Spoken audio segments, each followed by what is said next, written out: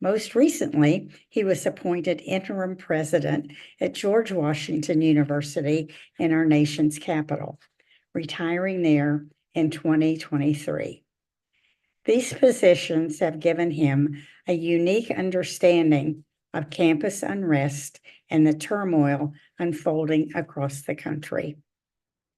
We are so happy to have Professor Wrighton and his wife, Risa, back in St. Louis, and we are eager to hear his thoughts about some of the challenges facing American higher education today. I know there will be questions. Please submit them in the chat, and Lacey Bernstein, our former president, will discuss them with Professor Wrighton after his presentation.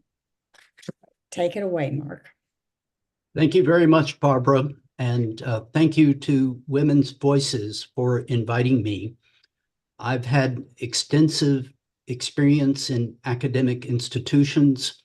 I was educated as an undergraduate at Florida State University, a large public research university, and I am very fortunate to have been encouraged by my parents who did not go to college. My parents encouraged me to attend college and have a more rewarding life. They were talking about financial well-being, but they were indicating that by pursuing higher education, I would be able to live a more fulfilling life, take on career opportunities that would be meaningful. And my parents didn't go to college. They didn't know anything about financial aid programs. I did very well in high school. And I feel that my parents encouraging higher education was a contribution to the transformation of my life. And I had a wonderful experience at Florida State University. I started as a very naive first-year student. I didn't know what I wanted to do. I had never heard of graduate school. I had no idea about pursuing a PhD. And I had done very well in Latin in high school. And with that experience, I thought with that mentorship, I should consider majoring in the classics. But with 3 weeks into the first semester, I had a really wonderful, creative, innovative teacher of chemistry. I interacted with that professor, and soon after starting at Florida State, I decided I would like to major in chemistry, far away from the humanities and far away specifically from the classics. But it was a great decision. And in my sophomore year, I had an advisor from the chemistry department, and we were modest in financial terms as a family. And I approached my advisor about the opportunity to find a paying job at the university. And I offered to the professor that I would be willing to wash glassware in his research group. And it would be a paid position. I would be hanging around the laboratory, and that was of interest to me. But that professor was extremely perceptive because I didn't know it, but he was a junior professor early on in his career. And in chemistry, experimentalists need hands in the laboratory. And he decided to offer me a position at the university as an undergraduate research assistant and working closely with a PhD student. I didn't realize that there were opportunities beyond the undergraduate experience. But this professor transformed my life. And I did undergraduate research until I graduated. I published papers collaboratively with the professor and other students, graduate students working on the PhD, and with postdoctoral people. And I thought this is going to be a great opportunity for me to go on to earn a PhD. And I thought at the time, this would be an opportunity for me to pursue a PhD in chemistry and join the chemical industry, because I had heard about major corporations that did fundamental research that could be applied. And many of the students in the research group of this professor were pursuing industry jobs. So I thought that's my path. And I applied to many graduate programs, and ultimately I begged for admission to the California Institute of Technology to pursue my PhD. And ultimately, after some begging on my part, they admitted me, and I started in January of 1970. During that period, I had a great experience. Caltech is a very small institution, especially in comparison to Florida State. It was only about 1,800 students. Half of them were graduate students like me, and there were only about 200 professors. So it was a very small, very high quality institution. And I thought by interacting with graduate students and faculty members at Caltech, I would be well prepared to earn the PhD and go on to industry. But one day I was working in my laboratory, and my mentor, my PhD advisor, came in and told me that there was a job opening at Harvard and that I should apply for it. And I had no idea at that point that I would be pursuing an academic position, but I never looked back. I had several really great offers to join a faculty as a junior professor, and I chose MIT, Massachusetts Institute of Technology, going from one technical institute to another, from Los Angeles or Pasadena, California, to Boston. And it was a great decision. And my mentors as an undergraduate and graduate school gave me great advice. Obviously, I subsequently rose to be chancellor of Washington University and president of George Washington University. I feel kind of, it's an old-fashioned phrase, but I've lived the American dream. My parents encouraged me to have a better, more rewarding life, and I've done that. And thanks to many people who have mentored me and supported me over the years. So I believe that higher education in America is extremely important. And it's still possible, in my view, to move a person from very modest circumstances to a much better, more rewarding, more lucrative financially life. And I believe that American higher education is the best in the world. In my career, I've had the opportunity to travel internationally, and I believe that the American system is the strongest on earth. And this year in America, we have over 1 million students coming to America to pursue higher education. the international student engagement is back. After the pandemic dip, international students are coming to America, and we should celebrate that. Overall, America has millions of undergraduates enrolled in both degree programs, full-time and part-time enrollment.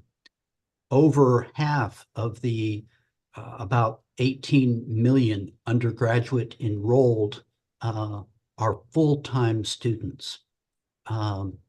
Graduate students are in the several million total. About over 3 million people are engaged in degree programs for master's and doctoral degrees across the wide spectrum of offerings of American higher education.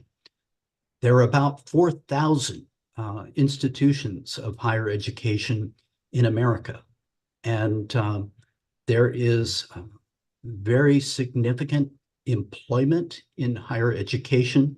Over 4 million people are employed as of the fall of 2022, and support for higher education is estimated, or at least expenditures are reported to be around $1.5 trillion, 500 billion, and that's billion with a B. So it's a big business. And I believe we're serving the country extraordinarily well. And I'll indicate some of the challenges that we're now facing. First of all, we have many challenges in our country. And I'm so appreciative of women's voices taking on leadership role in terms of the social issues that we face, some of the public health issues that we face. My wife, Risa, and I have been active in overcoming gun violence, which is a huge public health issue, and I appreciate women's voices working on that. There are other important issues and challenges that we face as a country, and specifically some that face colleges and universities. One of the things that I experienced in Washington, D.C., when I was president of George Washington University, was that a lot of things happen in Washington, D.C. that affect the entire country.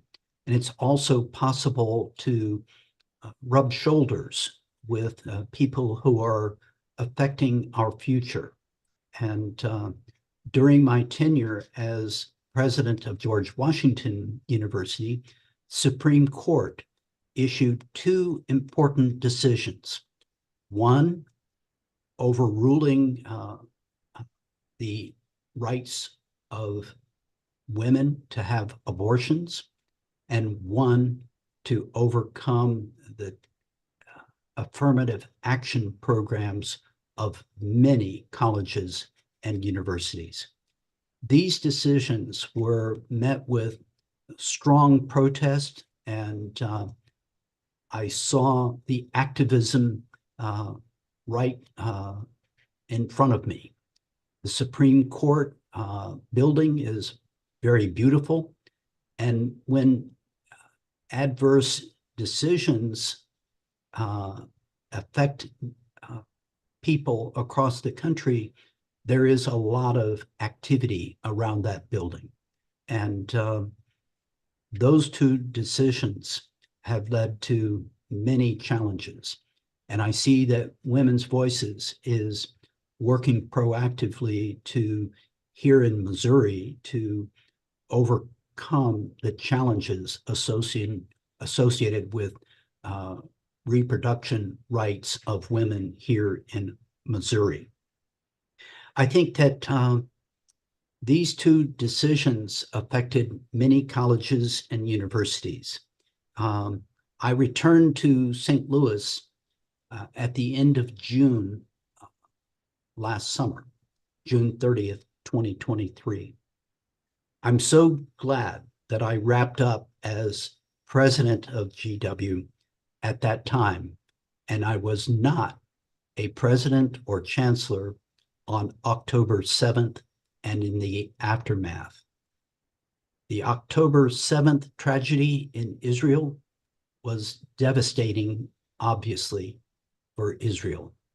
And the ensuing actions by Israel have torn apart many campuses, and this has been a very difficult period for any college or university that is engaging on these issues. Anti-Semitism, frankly, was sadly on the rise even before October 7th. But this has been very evident after October 7th. I think this is a huge disappointment, an intense set of incidents that have intimidated, harassed, and threatened Jewish people on college and university campuses. At the same time, colleges and universities are struggling with the issues around free speech, academic freedom, and I have automatic lights in my office that require motion.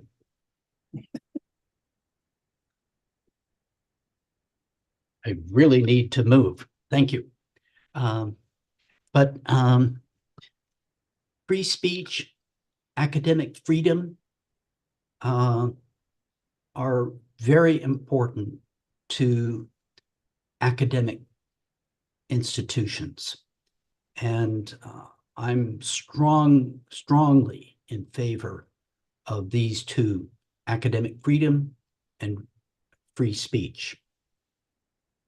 But at the same time, communities around colleges and universities, meaning not just the internal population, the students, faculty, and staff are a kind of close community, but this spreads to the surrounding communities.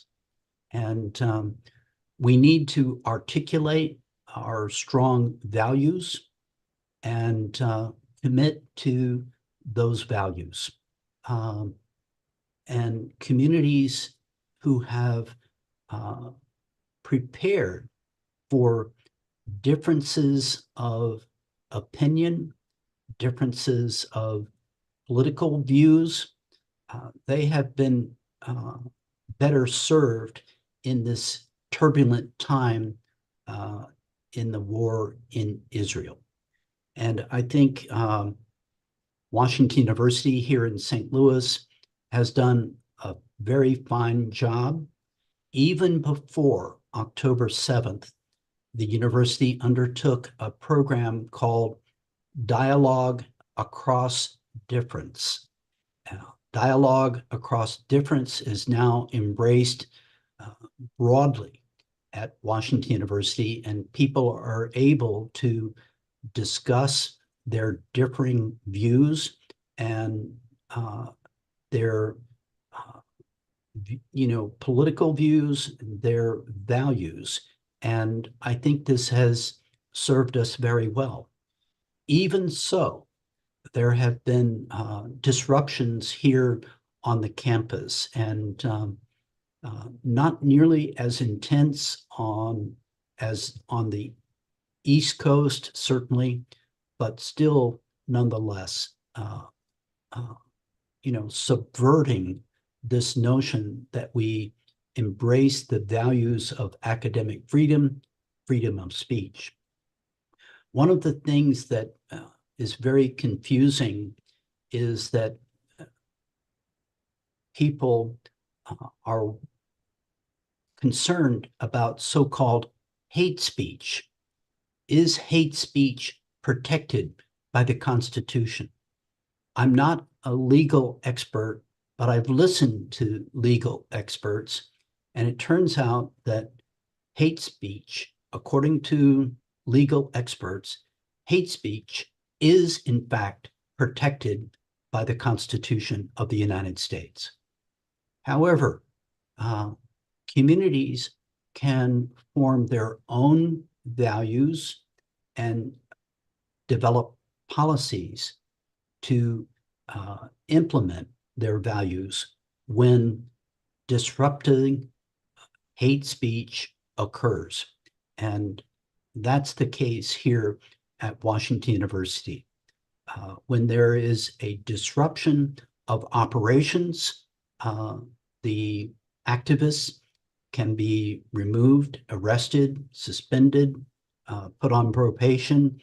There is consequence for disrupting operations of the university in connection with the issues that are affecting us and every other academic institution in America. Political activity in many states is undermining the aspiration to build communities that include diverse people, building equity among those people, and building programs of inclusiveness. It's not only important to embrace the fraction of Americans who are people of color, for example, but they need to feel that they are fully supported, included in all aspects of the life of the institution. And programs of this kind have proven to be both rewarding and are making a lot of progress in terms of institutions across America. So-called DEI programs have now been attacked in a number of states. It's not just the state of Florida and the state of Texas, which have received a lot of visibility, but in those and other states, legislatures of the states have indicated and passed laws that DEI programs cannot be funded. So many people who are professionals who have been dedicating their lives to these programs of diversity, equity, and inclusion have been terminated. And for institutions that have the privilege of developing these programs, perhaps the positive side of the coin is that there are talented people available who've been effective. And but at many institutions, there are major problems with pursuing this aspiration of building diversity and building equity and in programs of inclusion. This is very disappointing to those of us who've worked very hard to strengthen our communities by developing these programs. Institutions that have executed these programs have become stronger. And I feel that we're turning back the clock in terms of some of these important initiatives. So the demise of DEI programs in a number of states, it's not just one or two, Florida and Texas, it's a large number of states, and often tied to the political views of important states. And sadly, these political moves are affecting really premier universities.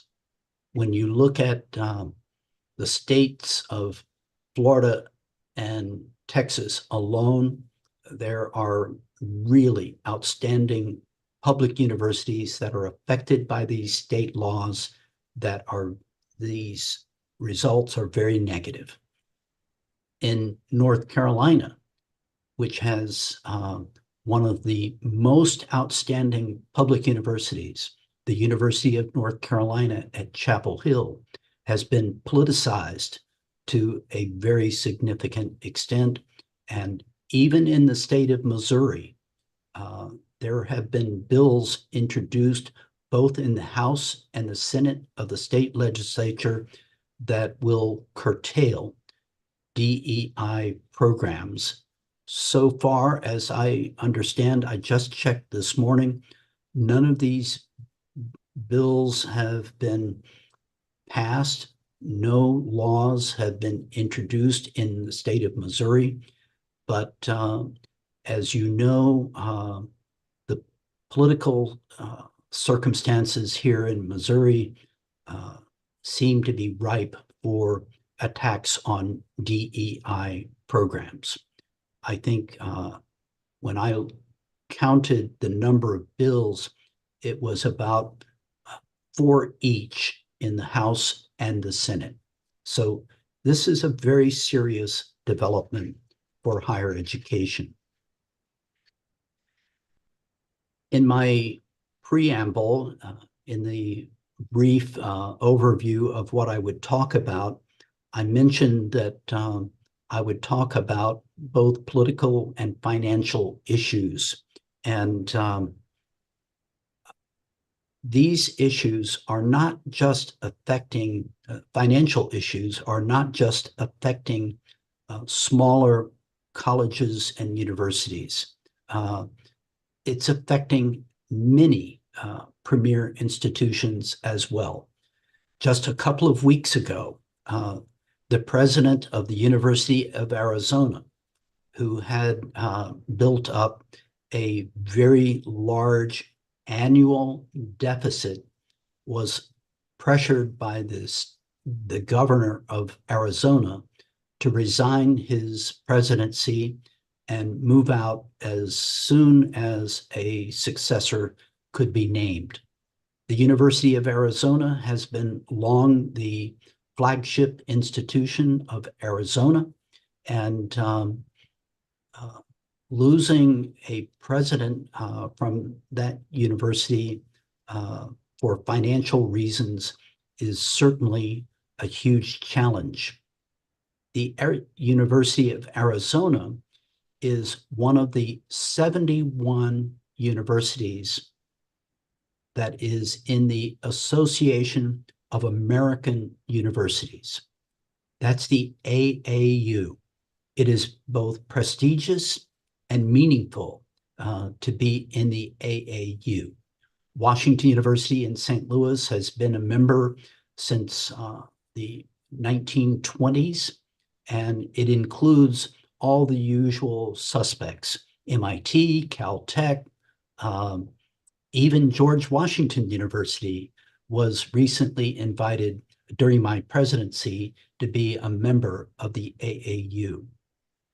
But political problems have been very evident in not only the University of Arizona, but my former colleague here at Washington University, Dr. Sam Stanley, took on the presidency of Michigan State University, and he was very generous to do it. He was doing extraordinarily well as president of Stony Brook University in New York, and he decided to take up the challenge of leading Michigan State University after the Larry Nassar sex abuse scandal, which was terrible and devastating to many women. Sam Stanley was vice chancellor for research here at Washington University, and I knew him well. He was a great leader here and very effective and great leader at Stony Brook. At Michigan State, he ran into a buzzsaw. The Board of Trustees which is a political group in many situations in public universities, began to, frankly, meddle in management issues at Michigan State. And there was a personnel decision that needed to be made. The president, Sam Stanley, ultimately was responsible for it. And the trustees were very upset. However, the faculty senate and the student government both were very interested in the action by the president, and they followed it very closely, and they condemned the Board of Trustees for micromanaging and diving into management issues. We can talk about the board role at universities, but when the Board of Trustees receives a no confidence vote from the faculty and a no confidence vote from the students, something is amiss. And at that time, Sam Stanley indicated that he would resign after only about 3 years on the job. So political issues are interrupting education and research and actually service to the communities of universities. In another case, Stanford University's president resigned just last summer in July after a relatively short tenure, and he was investigated aggressively for at the conclusion of the investigation, he was concluded to be not managing his research group properly, not providing the kind of oversight that would preclude falsification of figures in published papers. And he was basically encouraged to resign. He was a tremendous contributor to original science. And as president, he didn't have the time actually to engage his students and postdocs as effectively as when he was a full-time professor. That was a great disappointment to many at Stanford and to the academic community. 2 days later, the president of Texas A&M also resigned. This one because she mismanaged an appointment of an African-American woman to become the head of their School of Journalism. The faculty were upset. The board was on her case for being so proactive in recruiting an African-American woman, and she was forced to resign her position, which she had only held for 2 years. And of course, you probably know that 3 premier university presidents were called to Congress back in December. The president of MIT, the president of the University of Pennsylvania, and the president of Harvard.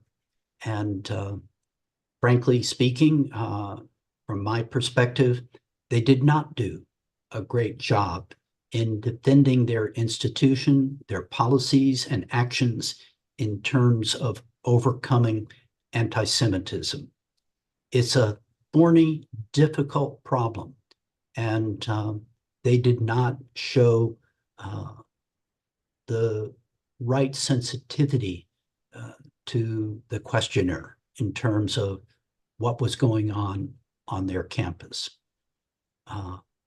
As you know, the president of University of Pennsylvania resigned along with the board chair of Pennsylvania. And that was very obviously quite disruptive. There were board members of the University of Pennsylvania, wealthy board members and donors, other donors who were trying to influence the president to resign. And wealthy individuals are influencing boards and universities in a way that I've never seen in my more than 50 years as a member of the academic community. At Harvard University, as you likely know, there were questions raised about her research integrity.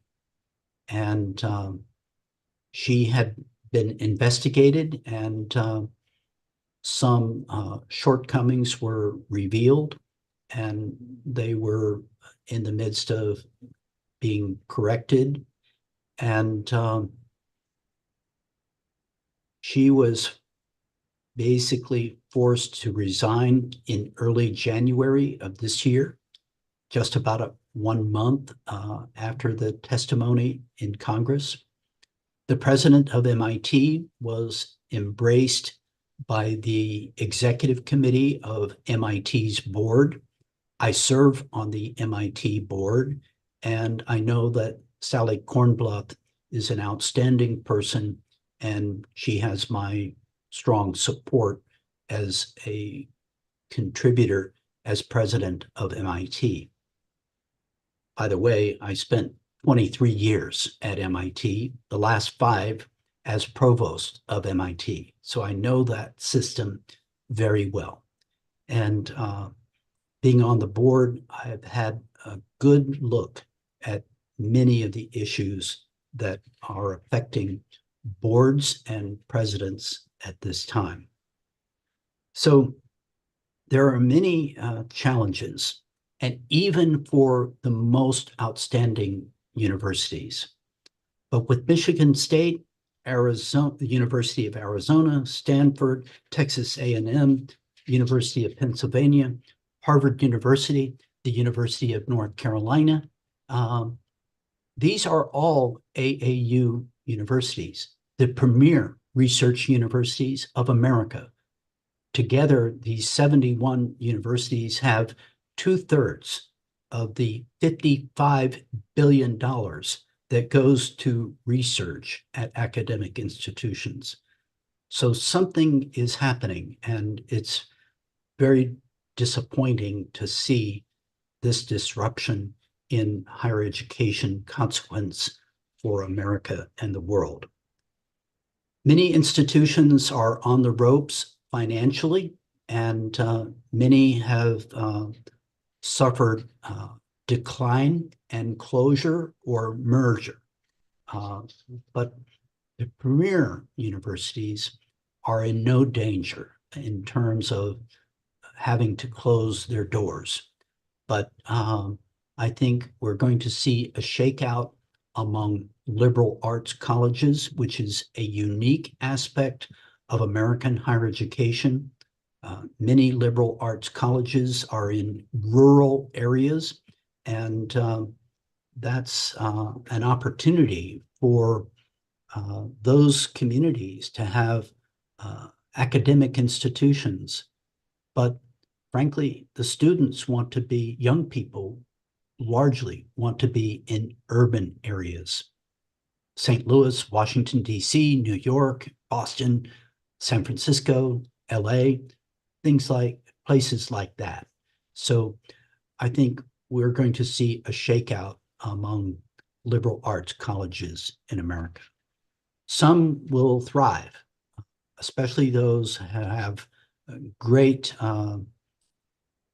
some have great endowments, like Grinnell College in a small town in Iowa. they're going to thrive. Williams College in Massachusetts, western part of the state, basically a rural environment, they're going to thrive.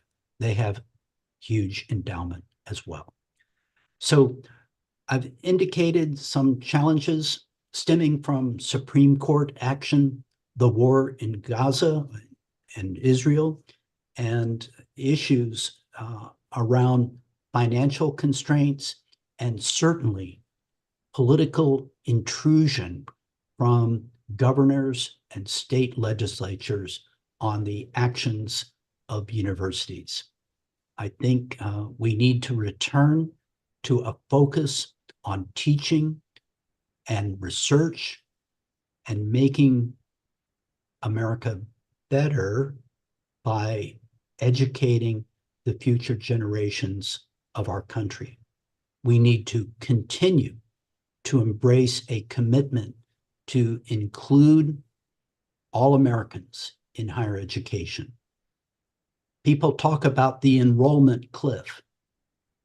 It is predicted that the same enrollment, roughly speaking, the same enrollment that exists today will be evident in 5 or 10 years. So there's not really an enrollment cliff. And I know this is women's voices. You may be interested to know that, roughly speaking, 57% of enrolled students in America right now are women. So with that, I'll conclude and entertain any questions.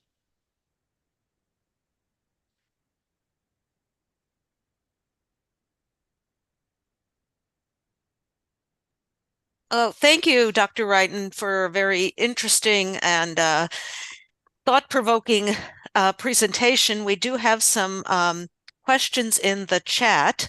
First one is the education, which has changed dramatically over the past few years. Do you think we will continue to have a robust future for the elementary, secondary, and university? And if not, what might it look like? You were breaking up a little bit, but I think your question was, are we preparing young people pre-college to participate in higher education?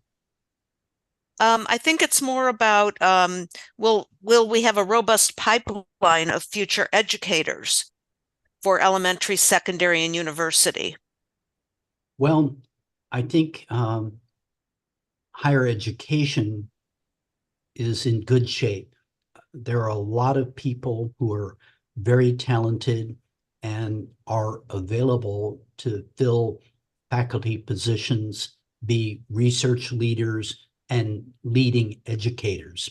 At the pre-college level, I think America does not properly value highly educated people who are going to teach our children. This is a long-standing, difficult issue. A lot of people like me, when I was going to college, I looked at my teachers as the only examples of people that I knew who had been college educated.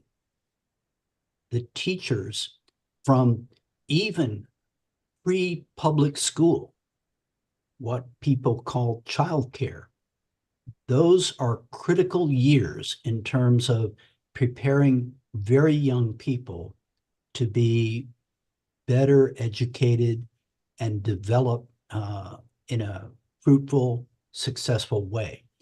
So I think we need to examine our priorities in terms of compensation. I know that, for example, in the state of Missouri, people who start as an elementary school teacher are very enthusiastic, but the compensation is too low to support themselves, and certainly if they have children and a family, teacher compensation is far too low. So I think our future in that respect is threatened.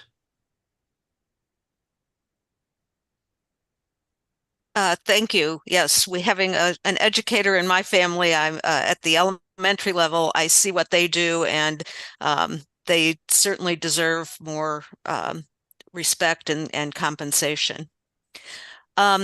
This has to do with relationships within the university. How would you describe the separate responsibilities of the board of directors of a university versus the faculty, and where does it fit in?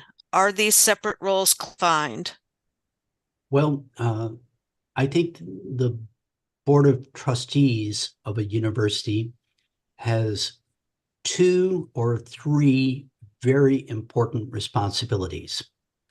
The first responsibility is to identify and evaluate on an annual basis, the president or chancellor of the university. That's arguably the most important responsibility.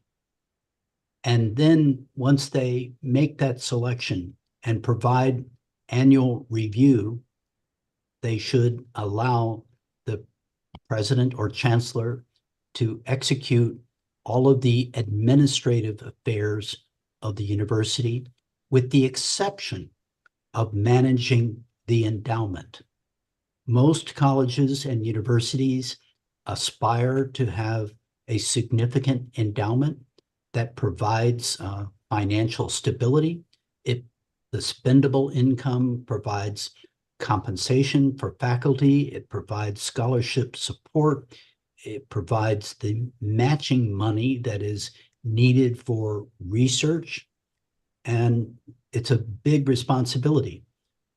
I will tell you that presidents and chancellor would like more spendable income for unrestricted purposes, to undertake new initiatives, to do new educational programs, to do more research. But the board has the responsibility to maintain and manage the endowment. And speaking of endowment, this is another hot area of controversy on colleges and universities that have the privilege of having an endowment. Many people are asking universities, colleges to divest from selective investment opportunities. And the chancellor here at Washington University has said something that I embrace myself, and I did embrace it when I was chancellor, and that is the endowment should be not managed with any social or political purpose in mind. The purpose of the endowment is to provide income to support the educational and research missions, the service missions of the university. And we should maximize endowment returns. I know that's a strong statement, but that is what the endowments have been given for. Individuals, foundations, even sometimes corporations have made endowment gifts for a purpose. And that purpose broadly is for teaching, education, and for research. And they expect that the endowment will be there in perpetuity. So the board has responsibility for the endowment. The other area that the board should pursue is defining the strategy of the university. That results from planning. That involves faculty and students and alumni and so-called friends of the university. And the board should be responsible for planning and developing a strategy.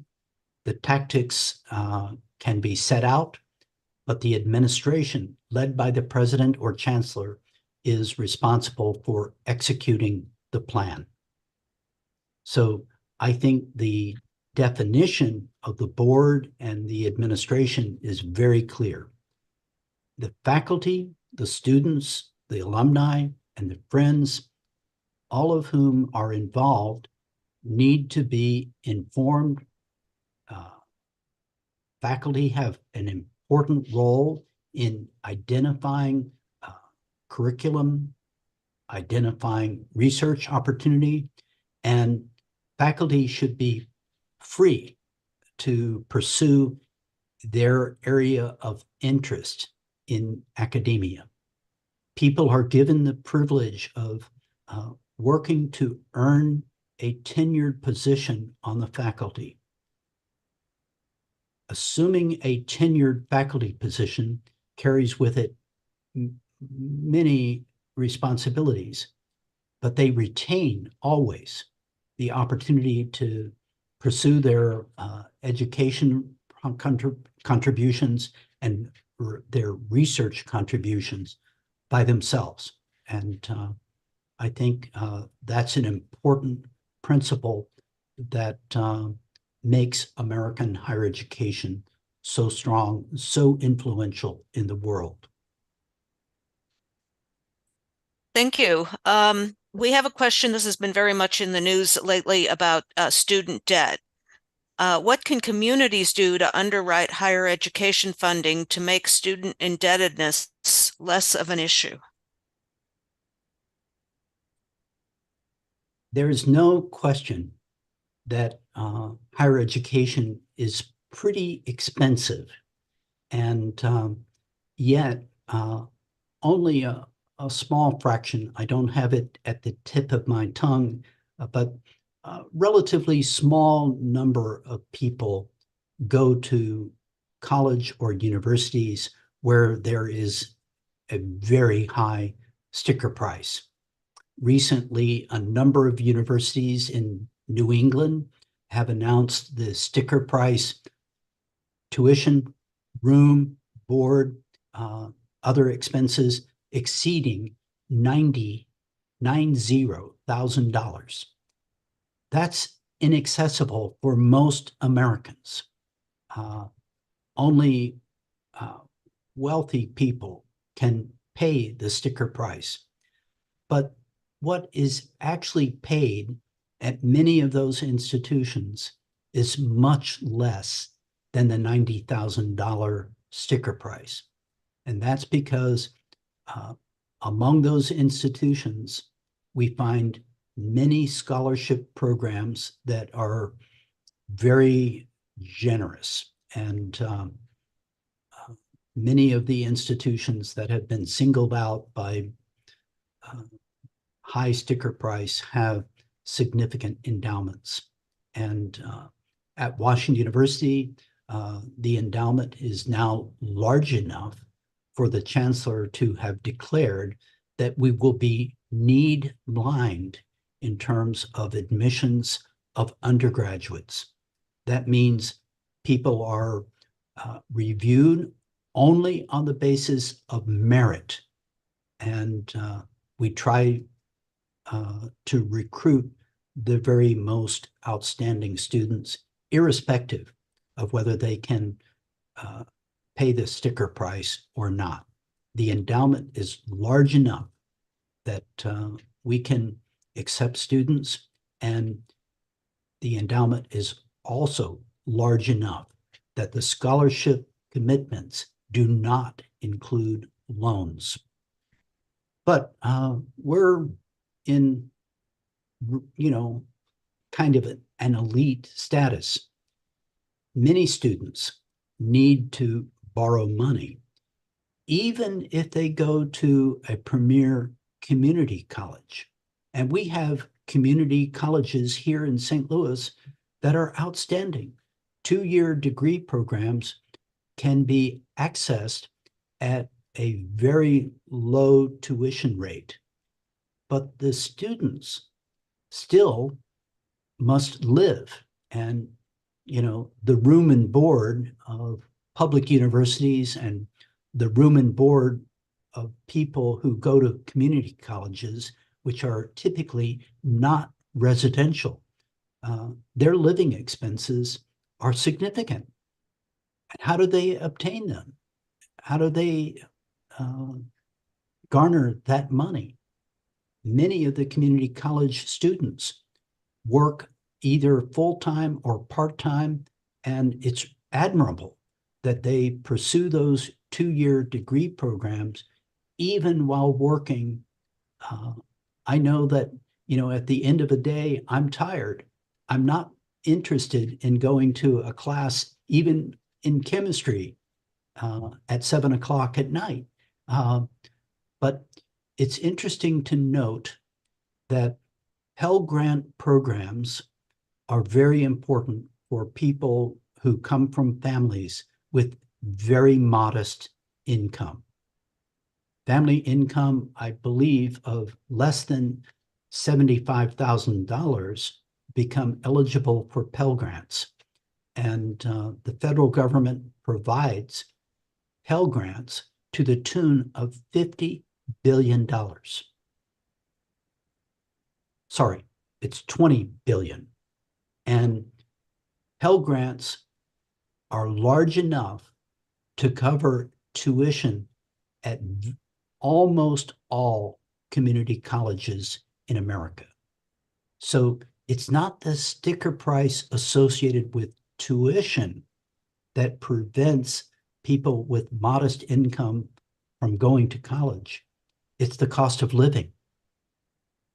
So many in higher education have argued that Pell Grants should be expanded. They have been expanded modestly. The elite universities that have large endowments are pulling away from offering loans as a part of the scholarship package that enables people to attend the university. And but yet that's a small fraction. So I see that people will continue to need to borrow money unless they can be supported by their families for their living expenses. Correct me if I'm wrong. I thought it was Washington University or a medical school that was offering free tuition for medical students to help deal with the shortage of physicians. Is that Well, correct? a lot of schools of medicine have been striving to build gift support to enable medical students to be having attendance with zero tuition. And recently, Einstein Medical College in New York was the recipient of a gift of $1 billion. And that makes it possible for all of the students to attend tuition free. But tuition for medical students is only a part of the problem. It takes more money to live in New York City than it does in, let's say, St. Louis. But all medical colleges are striving to reduce the debt of their medical students, and some have realized significant philanthropic support to relieve the loan burden for medical doctors.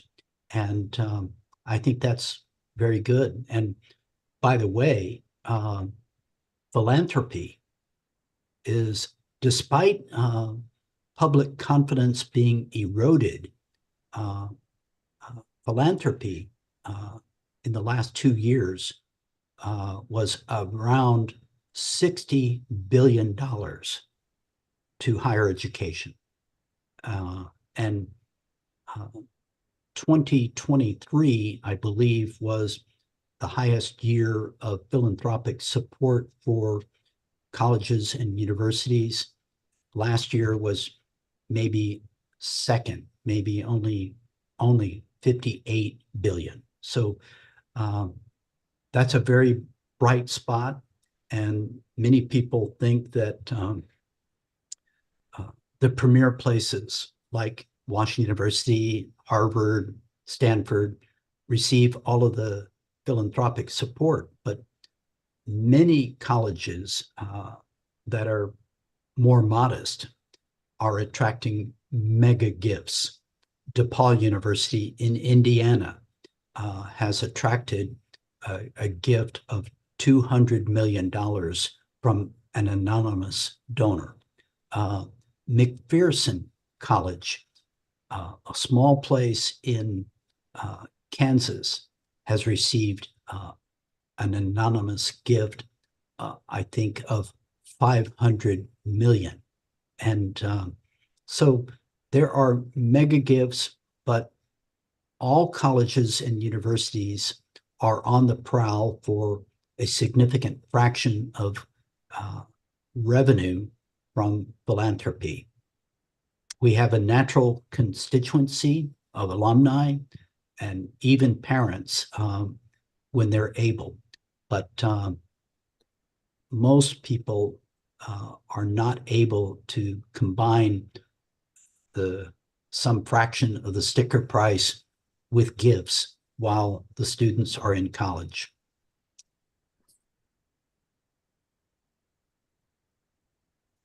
Thank you. Switching gears to some of the political challenges, a couple of things. One is it's been in the news today about the valedictorian at SC that is being asked. That invitation has been rescinded.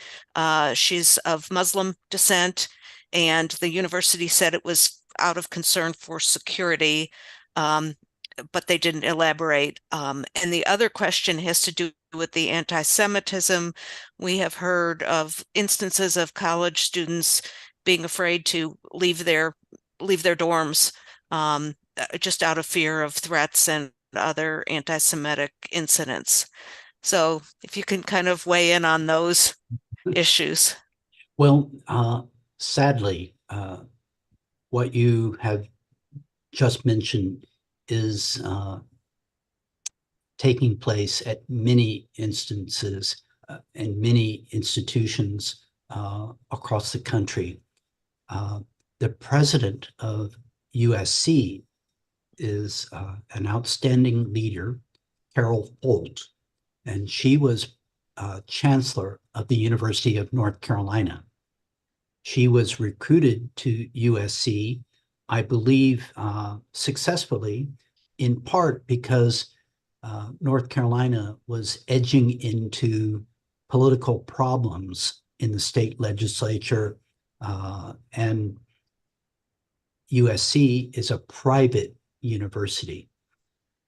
The conclusion that that student should not be permitted to speak is very disappointing. And some invited speakers have been denied the opportunity, and the invitations have been rescinded because of political views. I don't think it's credible that a person should be barred from speaking because there are security challenges. But I think the universities must retain the right to invite whoever they want. And for a commencement, you don't really want to invite people who are going to be divisive in terms of the audience. And that brings me to a point that I meant to make, and that is that presidents and chancellors have personal views about many of the issues that we're facing. the personal views are not possible to, be separated from the university or college that they serve. So when I was chancellor, I never commented personally, and I never tried to separate my role as a person from the university. And I think the university president needs to maintain clarity that he speaks or she speaks for the university or college. And Carol Folt is a veteran of political activity at the University of North Carolina. And I'm confident that they have a good and compelling reason for not following through with that commencement invitation. But it's one of the challenges that we face, because many people will say they should let her have the podium, and it's extending to many institutions across the country. I think I heard about a high school commencement speaker who was denied the opportunity to speak also. Yeah, unfortunately, kinds of things happening. In terms of the right anti-Semitism on campus and protection of students, particularly Jewish students who feel threatened or are threatened, how does a university respond to that? Well, I feel that many students are feeling threatened and very unsafe. Some of the concern is that they've never heard aggressive discussion about Israel. And many people who have been brought up in a Jewish circumstance, many people have not heard that Israel is criticized. And I think there's some interaction of political challenges, both domestic and international, in connection with what people see as anti-Semitism. There is real anti-Semitism at colleges and universities and in society more broadly. And some of this has resulted in real threats to personal safety. There was obviously incidents where people of the Jewish faith were killed at their synagogue. And that causes people to realize that there are people who are implementing the declaration that all Jews should be executed. And so the role of an administration is to do the best possible in terms of providing an environment where people will be safe from harassment and personal threats. And these threats are undermining the community values that are embraced by college and university communities. I've seen directly, when I was president of George Washington University, how difficult these issues can be. You can't just say, we as a community are against racism and against anti-Semitism, and declaring that. You need to be proactive, like Washington University today is implementing programs like dialogue across difference. And these programs can be effective. And I think we're at a very unusual time with the war in Israel just now. And the Iranian attack over this past weekend has exacerbated issues. And I anticipate that this will not calm down very quickly. There are not many tools that a president or chancellor or the administration, not many tools to eradicate the concerns about anti-Semitism.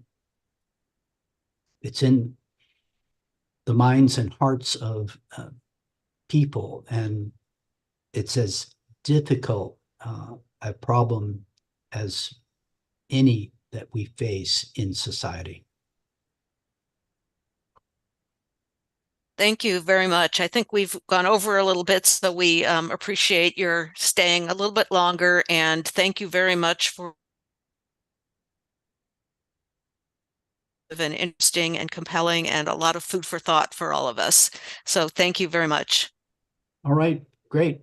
Thank you for having me. Best wishes to all. Thank you.